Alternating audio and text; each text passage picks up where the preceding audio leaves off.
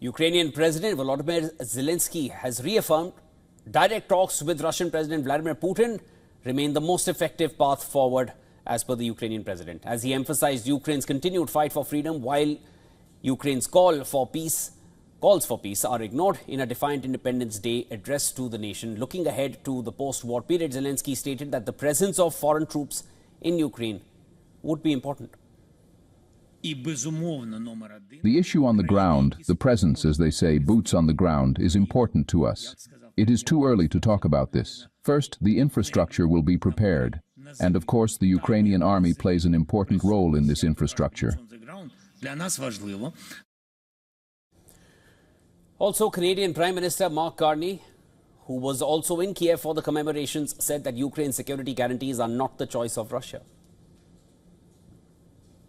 We are working through with our allies in Coalition of the Willing and with Ukraine the modalities of those security guarantees on land, in the air, and the sea, and I would not exclude the presence of troops.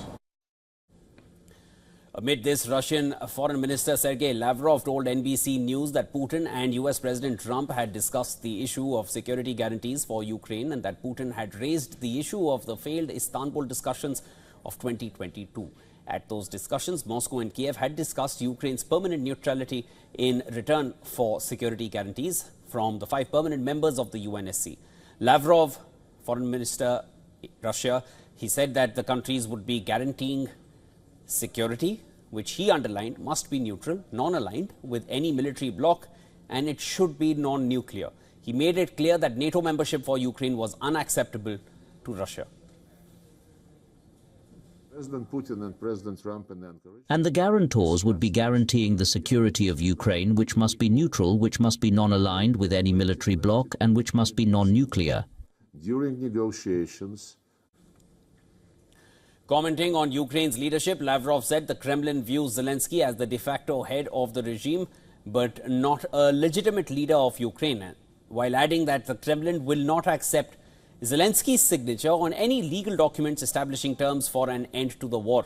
He also accused the Western countries of trying to block peace negotiations to the war after a flurry of diplomatic efforts appeared to stall. They're just looking for an excuse to block negotiations and want it to be seen not as their fault or Zelensky's, who is also being obstinate, setting conditions and demanding an immediate meeting with Putin at all costs. Amid this, US Vice President J.D. Vance has come out in support of Russia, saying the country is making significant concessions to Trump for the first time in more than 3 years of conflict. They've actually been willing to be flexible on some of their core demands. They've talked about what would be necessary to end the war. Of course, they haven't been completely there yet, or the war would be over, but we're engaging in this diplomatic process in good faith.